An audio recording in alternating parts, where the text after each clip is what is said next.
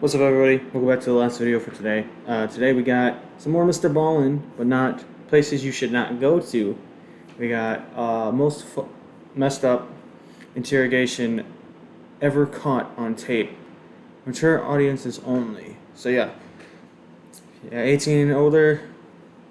Watch this video. If you're not, watch with a parent. But yeah. If you guys do enjoy this video, please give a like, subscribe, go over to MrBallen's channel, like his video, subscribe to his channel, and yeah, let's get into this. He just premiered this, from when I'm watching it, 3 hours ago, so I haven't seen, I don't know what this interrogation is going to be. I'm assuming that it's going to be graphic, I believe, so yeah. Like I said, viewer discretion is advised. You might hear some things that you don't want to hear, disturbing things. Just a warning. But yeah, like I said, try to enjoy this video. I'll try to help you guys enjoy this video. But to be honest, when it comes to things like this, I don't know, bro. But yeah, all we like stuff like this. All we need to do is just listen and try not to throw up. But yeah, let's get into this. At the end of today's story, a lot of you are going to be shaking your head, wondering how in the world could they have missed that. But before we get into today's story, if you're a fan of the strange, dark, and mysterious delivered in story form... Oh, and also before he gets into, his plug, I apologize if my mic does go out. It's been going out, it's gone out like 6 times from when I started making videos today. But yeah, like I said, I apologize if it does. Just understand. I'm trying to look for the cord that this specific mic goes to, and it's not hard. It's hard to find. It's more like, it's on these like weird sketchy websites. It's like, I don't know, I probably need to go into a store and ask for it. Because it shouldn't be that much. It should be at least like $10 to $15 for a new cord. But yeah, let's get back into this. Format, and you've come to the right place. Stop talking about my issues. And we upload 2 or 3 times every week. So if that's of interest to you, please offer to make the like button a sandwich of their choosing. But when you build it, make it between 2 very thin, stale rye bread heels. Also, please. What the fuck is he talking about, bro? Rye bread heels. Also, please subscribe to our channel and turn on all notifications so you don't miss any of our weekly uploads. All right, let's get into today's story.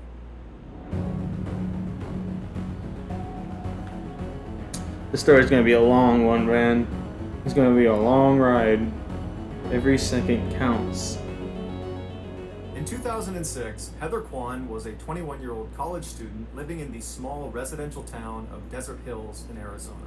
From a very young age, Heather was someone who always seemed to give her friendship to the people who needed it the most. People who were hurting on the inside, or who society had kind of forgotten about. This is why when she was a teenager and a young adult, she would often spend her weekends volunteering her time with underprivileged children. It's also why she aspired to go to law school and become a defense lawyer, because she loved the idea of professionally helping people that desperately needed her help.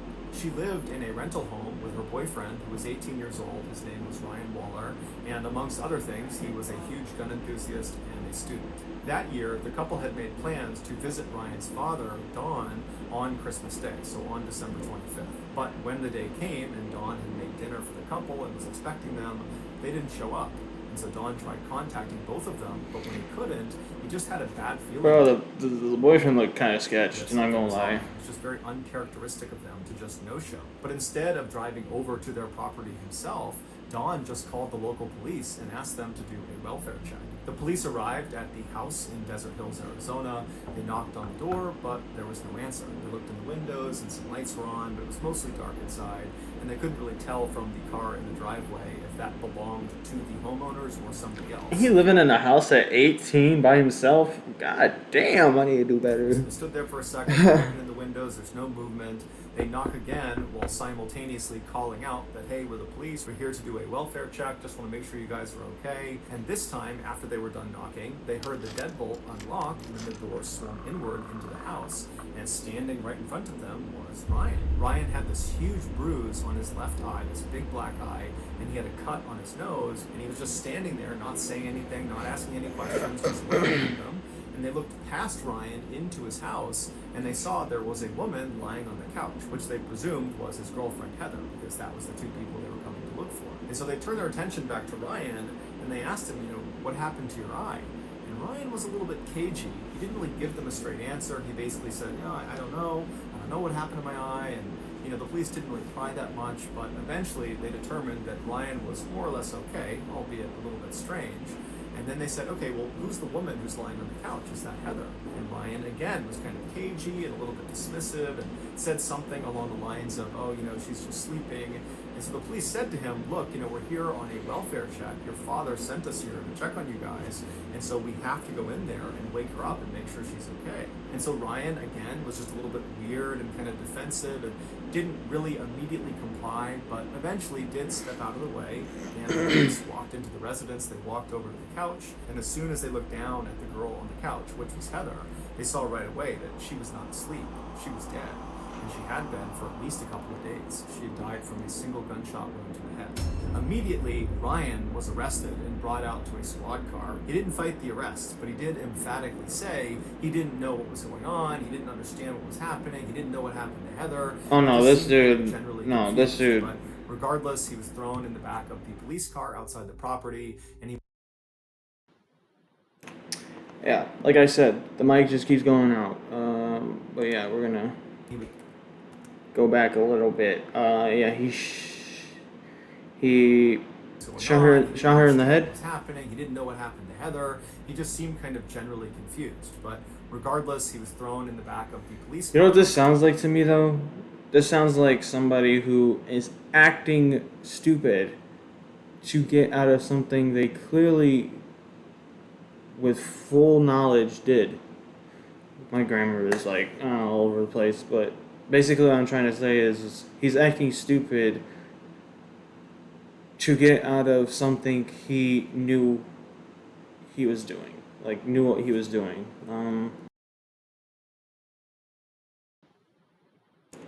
Alright, y'all, I'm back. This freaking mic, bro. But I think I found a resolution. But yeah, I kind of looked crazy for a second. I forgot what I was saying. He didn't know what was going on. He didn't understand. Oh yeah, he knew what he was doing when he did it. I don't want to hear that bullshit. I don't know what was going on. You look more suspect when you do that type of shit. He didn't know what happened to Heather. He just seemed kind of generally confused. But regardless, he was thrown in the back of the police car outside the property, and he would sit there for several hours while more and more police and paramedics arrived to process the crime scene and also to transfer Heather's body to a morgue. Finally, around 5 a.m. on December 26th, the police brought Ryan, who was still in the back of this police car, to the Phoenix police station for questioning. The interrogation that followed, this hour-long interrogation that was all filmed, would start off relatively normally, but it would quickly devolve into this totally bizarre back and forth between Ryan and the detective who was questioning him. He's gonna show it? And at the end of the interrogation, he's gonna show it? There would be this stunning revelation. From this point until the end of today's video, we're going to be showing you clips from the actual interrogation.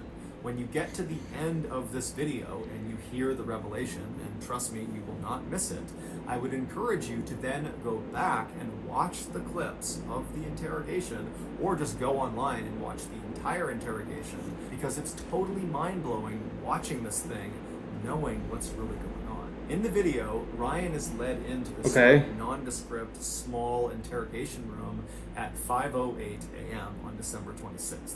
So he's just arrived at the station, they put him in this room, he's wearing this white jumpsuit that might have been issued by police, maybe he owned it, but it definitely looks more like prison attire. He's got no shoes on, no socks on, and his hands are not cuffed. And so he walks into the room and sits down in the chair that's in the back corner of the interrogation room, and this chair is right next to this table, and then on the other side of this table... It seems like something you would wear if you're going to murder somebody. I don't know if that's prison attire. Probably is. Yeah. And so Ryan sits down in the corner. He's kind of facing out towards the middle of the room. He's quiet. He's basically not moving. And then at some point, he notices there is a handcuff that's connected to this table. Now, in some cases, the police would handcuff the person they were interviewing in this room. But in this case, Ryan was not told that he needed to put this handcuff on.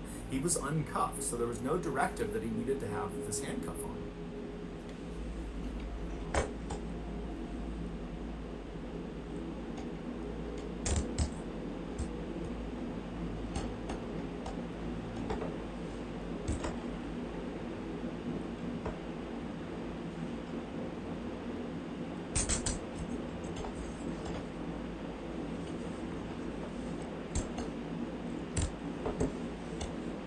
He just put it on himself?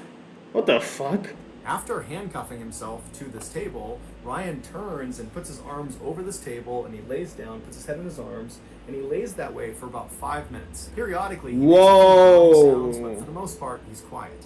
And then all of a sudden, as he's laying there, he suddenly makes a fairly loud moaning sound, and he stands up in his chair like he's going to walk out of the room, but as soon as he starts to walk away, the handcuff stops him. The handcuff that he was not told to put on. And so he's stuck against this table, but he doesn't seem fazed by it. He looks almost confused by what's happening, but he doesn't dwell on it for very long. Instead, he just reaches across the table and grabs a blank piece of paper, and then he just sits back down in the seat and crosses his legs, and he starts looking at this piece of paper. At 5:17 a.m., what? So roughly 9 minutes into this interrogation. Well, my thing is, does he know that he's being recorded? Like, does he know that he's on film? Which really hasn't even started yet. Ryan is intently looking at this blank piece of paper when a detective walks into the interrogation room. This detective was named Dalton, and he informs Ryan that they're going to be taking pictures of his feet, and so he needs to put his feet up on the table that's right next to him. Ryan at first acts very confused and doesn't really understand what's happening, but he eventually complies. Oh, this is 2006, so he probably knew that he was on film, or probably not. He puts his feet up on the table, and by the time his feet are up there, another officer walks into the interrogation room, and he's got a camera, and he's got this big kit with him, and he would begin about a 10-minute long process of photographing Ryan's feet and also swabbing Ryan's feet. During this 10-minute session, Dalton stays in the room, and so Ryan periodically asks him if he can just leave and go home, seemingly unaware of how serious this situation really was for him. And when Dalton would tell him, no, you can't leave, Ryan would act totally frustrated and kind of angry and upset, kind of like how a child would act if they were told they couldn't have something they really wanted to. At 5:28 a.m., after this 10-minute session is complete and they photographed and swabbed Ryan's feet, the second officer leaves the room, and Dalton shuts the door behind him, and then he walks over to the table and he grabs the chair on the other side from Ryan. He drags it out so it's closer to Ryan, and then he sits down and introduces himself. After that, he begins asking Ryan some very basic questions. He asks him to confirm his name, which he does. He asks him to confirm his date of birth and his social security number, and Ryan does both those things. And then he asks Ryan if he understands why he was there, why he was being interrogated. And Ryan says, no. And so at this point, Dalton says, okay, let's just stop right now. I'm going to read you your rights. And so it's at this point in the interrogation that Ryan's behavior starts to get really, really weird. After Dalton tells Ryan he needs to read him his rights, you can see Ryan doesn't compute what he's saying. He's just kind of looking blankly, and Dalton seems to pick up on that, and so he tries to make it kind of lighthearted, and he says, hey Ryan, I'm going to read you your rights like they do on TV, like on Cops and on Law and Order and CSI, any of those crime shows, they read people their rights. That's what I'm going to do. You know what I'm talking about? And Ryan just goes, no. And Dalton's kind of confused. He's like, you haven't seen any cop show where they read people their rights? And at this, Ryan kind of changes his behavior, and suddenly he's not as robotic, he's a little bit defensive looking, and he says, oh, yeah, I am, yeah. At this, it's pretty obvious to Dalton that Ryan is lying about something that is totally insignificant. Whether or not he's seen true crime TV shows, it really just didn't matter at all. And there's this weird hesitation where both of them are just going to be quiet for a minute. It's like Dalton knows he's lying about it, and Ryan just seems totally confused. And then ultimately, Dalton just decides to not key in on this kind of weird lie that Ryan has just told. Instead, he just reads Ryan his rights. And then after that, he gets back into some basic She hit him that hard, or was he like that before? questions. The next one was, Ryan, what was the highest grade you achieved in school? And now at this point, Ryan is not looking at Dalton. He's looking to the far side of the room. He's got this blank expression on.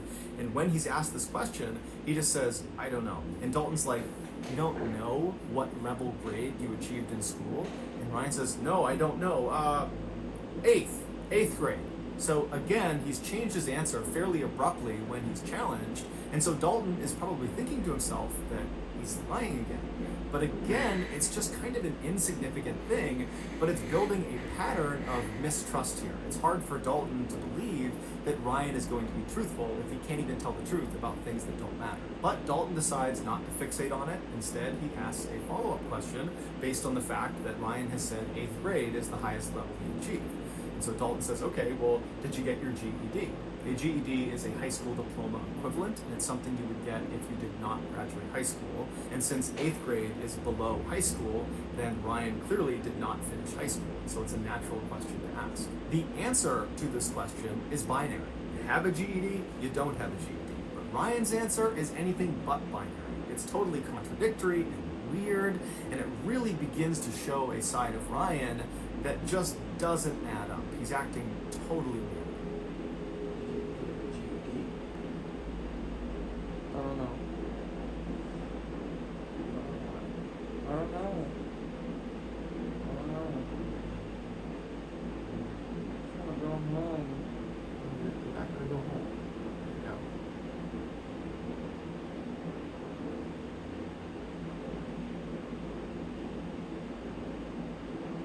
What? It's the highest grade that you can be. Not grade. It's a letter grade. I'm asking you. Did you graduate high school? No. The highest you went was 8th grade?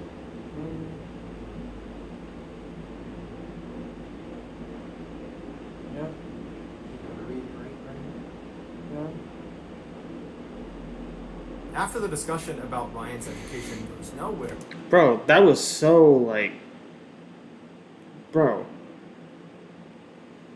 That was beyond abnormal. That was. Dalton again does not fix It's like he's in his own world. Like he's not comprehending what the officer is saying to him at all. on all the issues with his answers so far, and instead just kind of continues asking more questions. And so he begins to address Heather. He starts by asking Ryan if he has a girlfriend. Now, Dalton at this point would know that Heather, the girl who was deceased, was Ryan's girlfriend, because the police were asked to do the initial welfare check on Ryan and Heather, the couple. That's something that Dawn would have relayed to police. And so Dalton knows they have a relationship, but he wants Ryan to tell him he has a relationship with Heather. So again, he asks Ryan, do you have a girlfriend? And Ryan says, no, which is a lie. But Dalton goes along with it and says, okay, well, do you know a girl named Heather? And Ryan would say, yes, I do. But his description of Heather was just completely inaccurate. He said Heather was a 16 or 17-year-old girl, even though she was actually 21. And he would say her last name was Kyman. He thought, he wasn't entirely sure. He said she has nicknames and she has different names she uses, but he believes it's Kyman, even though her last name is actually Kwan. Now, Dalton, of course, is aware of these discrepancies, but again, he does not fixate on them. He just keeps on asking more questions. Dalton asks Ryan, what happened to your face? You have this huge bruise on the left side of your face. What happened? At first, Ryan says he doesn't know. But when Dalton pressed him and kept asking more and more questions about his face and how it happened, Ryan eventually would begin to open up. What happened to your face? I don't know. You don't know. I told the officer just a few minutes ago that someone hit you. Remember who hit you? I don't know. I think it was Heather. This dude, personally, I feel like he's acting like this to be stupid and get out of it, what he did. There's a lot of things people do to get out of something. I'm not gonna say, oh, he's acting like this, but bro, this is weird, bro.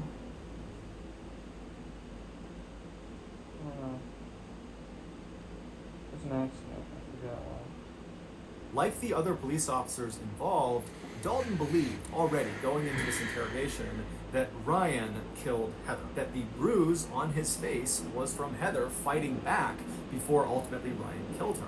And so for Ryan to say the mark on my face is from Heather, even though he claimed it was an accident, to Dalton, that was the same thing as Ryan saying, I killed Heather. Dalton attempted to get more specific details about the actual physical struggle that took place between Ryan and Heather, but as he asked more and more questions, he became more and more aggressive, and it seemed like Ryan picked up on it and became very defensive and started throwing out random pieces of information, much of which seemed untrue. Like he suggested there was at least 2 or 3 other people that were in the house on the night that Heather got killed, but it's unclear if these people were real or if they were actually ever there. And it just seemed like Ryan was kind of panicking and just kind of saying all sorts of random things. And so at some point, Dalton just wants to focus the conversation because he feels like it's getting totally out of hand. And so he just stops Ryan and he says, Ryan, there is a dead girl in your house and I need information.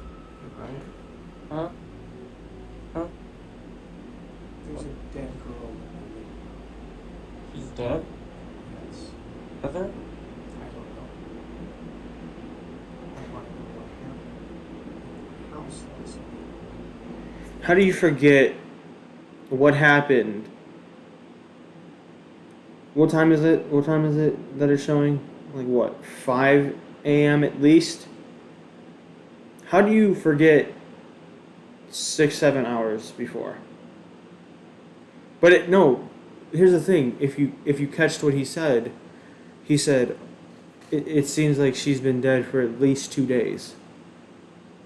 Even then, how do you forget 2 days ago? Like, I mean, it's possible, like, if you don't have a good memory, but, like, how do you forget if you did hurt somebody really bad? How do you forget that?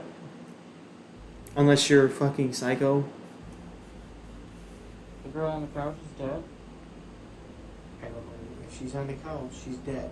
The interesting thing about Ryan's reaction to being told by Dalton for the first time in the interrogation that there was a dead girl in his house is Ryan reacted with genuine surprise. It's the only time in the entire interrogation, start to finish, where Ryan sits forward in his chair, he kind of perks up, and he seems relatively normal. He's not acting confused and kind of bizarre. It's like he's really dialed in, as if he had not heard this before, that he didn't know Heather was dead, and he's now for the first time being told, and it shocked his system. But just seconds after he sits forward and seems really engaged, he goes back to kind of being totally bizarre, and he also suddenly had this really elaborate story about what happened to Heather, even though just seconds ago it seemed like he had just learned about it, so it didn't really make any sense that he would have a story so readily available for something he seemed to not know anything about.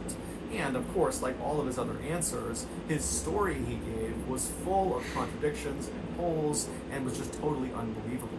Well, these people came over. Richie and his dad. With shooting arrows, glowing darts. You know what I'm talking about? Yeah. They hit me and her with those. That's it. They hit you and they hit you? Yeah. Now it's Richie that hit you, not Heather? No, Richie and his dad. Richie and his dad. They hit you. Yes. Why? Because they're trying to get their stuff. I don't know why. You just said, bro, this is a mind F. He just said they were trying to get their stuff. I don't know.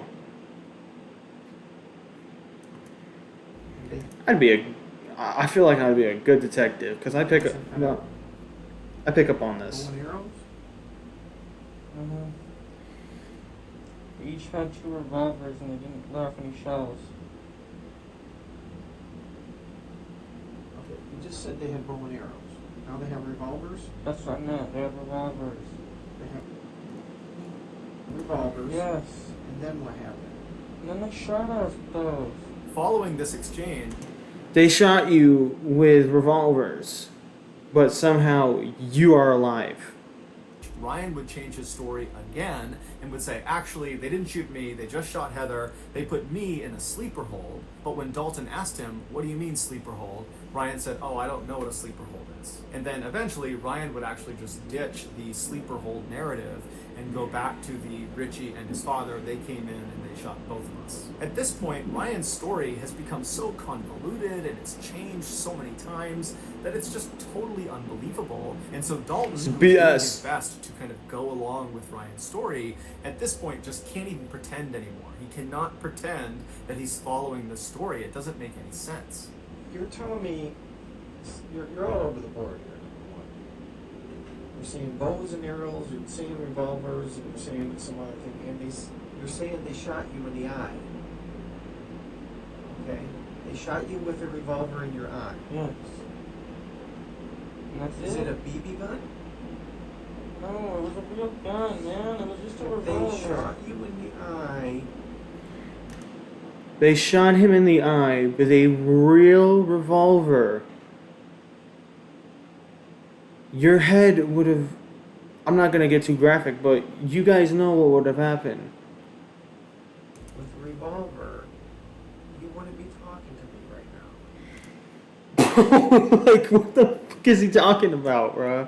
How do you know? Because most likely you'd be dead. That's Yeah. what I thought too, man. I really don't know. So you got shot first. And if you didn't die, you would at least be brain dead. And what happened? Did you fall to the ground? Yeah, I was trying to get up and I couldn't. What kind of caliber does a revolver I have? don't know. And then she got shot? Mm-hmm. What did you do? Nothing. Did you call 911? Did you see if she was alive? She was sleeping still.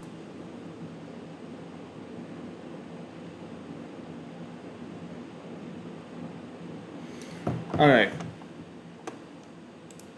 I wanna see this for a second because I feel like this man is on some bullshit, bro. So revolver gun caliber.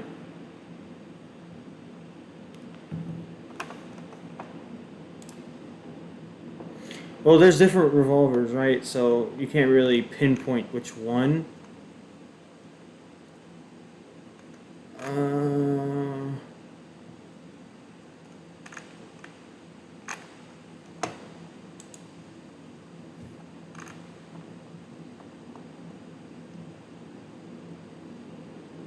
Either way, bro, it's like, bro. Yeah, this man BS, bro.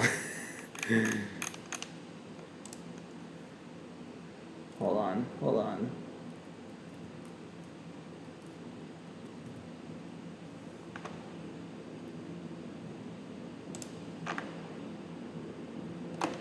Here. Bro.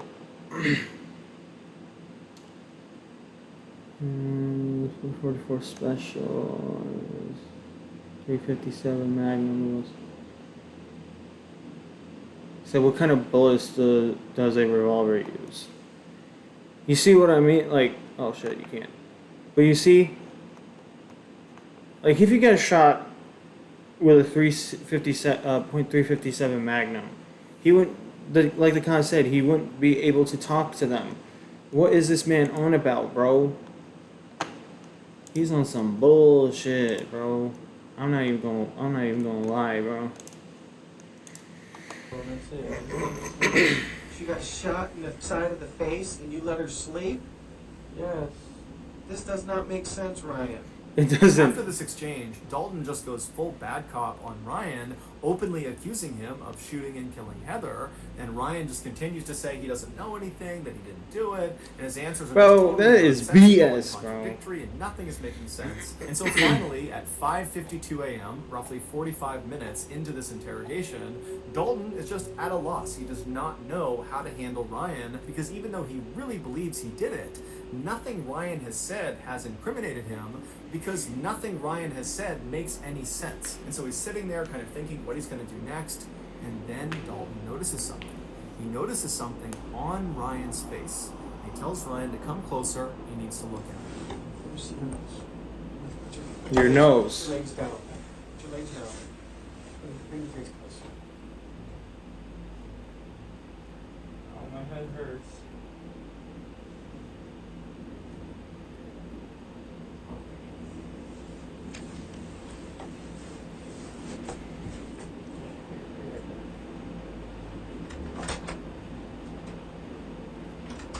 what Dalton had finally just discovered were 4 bullet holes in Ryan's face and head. Ryan had committed no crime. He was a victim the same way Heather was a victim. Whoa!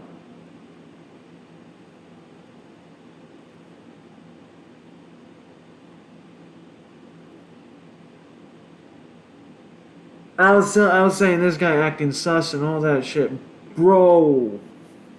Whoa! Somehow Ryan Whoa! had survived the attack. On December 23rd, so 2 days Whoa, bro! How did he survive?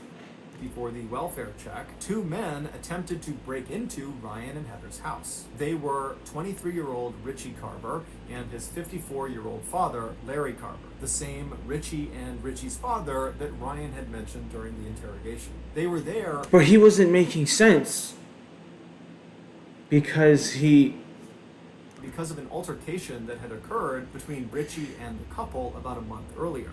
During that time, Ryan, bro, he was acting so sus. He was all over the place. He was, bro, is this Among Us, bro? Like, Richie was actually living with Ryan and Heather, but apparently he began hitting on Heather, and Heather told Ryan, and Ryan got really mad about it, and Ryan and Richie got in this big fight, and ultimately Ryan kicks Richie out of the house. Now, this totally infuriates Richie and is very embarrassing for Richie. And so right away, he begins plotting his revenge. And so on December 23rd, Richie and his father, they were there to carry out this revenge plot.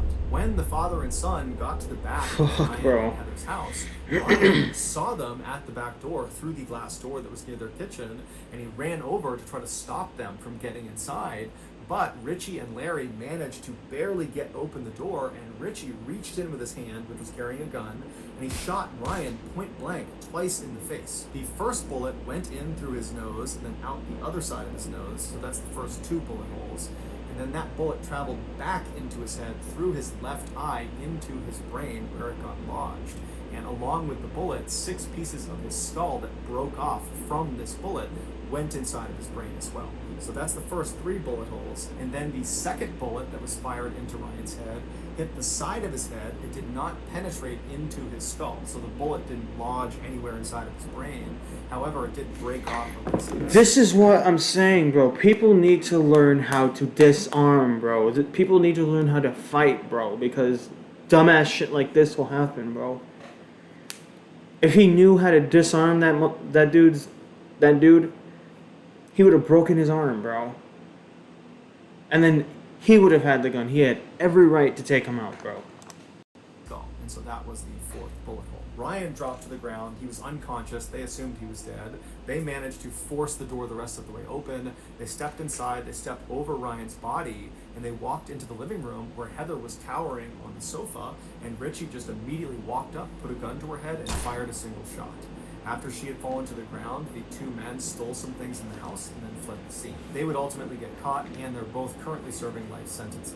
It's Good. believed Heather died instantly from her gunshot wound, but Ryan didn't. At some point, maybe a couple of hours after he was shot, he woke up, but he had severe brain damage, and he wouldn't have known what was going on. He didn't really know what happened, and he saw his girlfriend, Heather, lying on the couch, but he thought she was just sleeping, and so he too went to his bedroom, and he fell asleep. But the next morning, he woke up, and he still would have had no idea what was going on, and he spent the day on the 24th just kind of wandering around his house with his girlfriend lying dead on the couch. And so after a full day of just kind of mindlessly walking around his house, This is a crazy fucking story, man.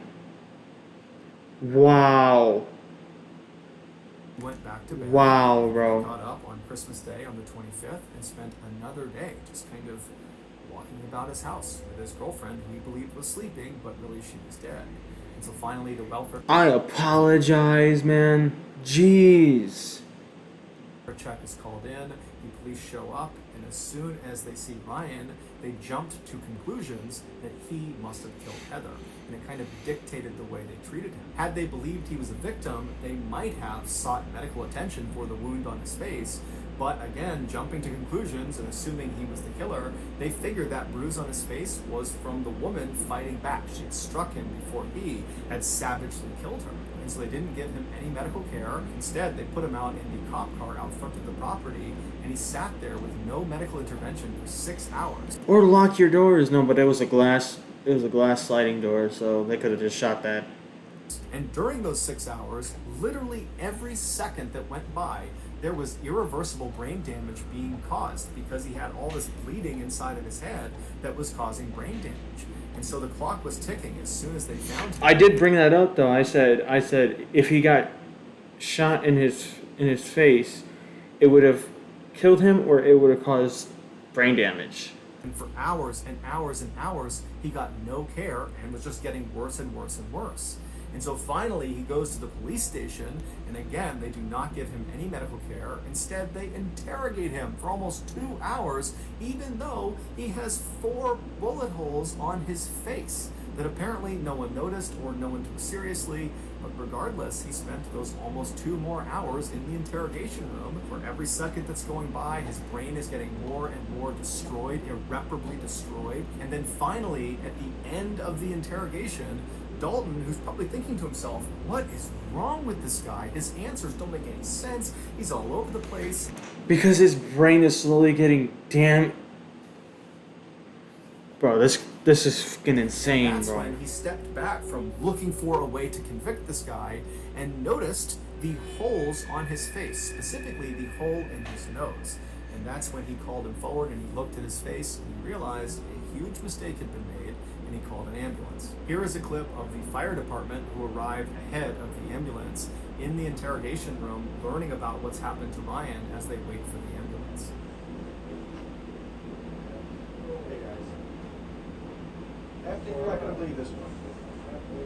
You're right. I've already heard the story. I can't believe it. This is just my observations that this might be an entrance, this might be an exit, this might be into the, and he's acting like a suicide intervention.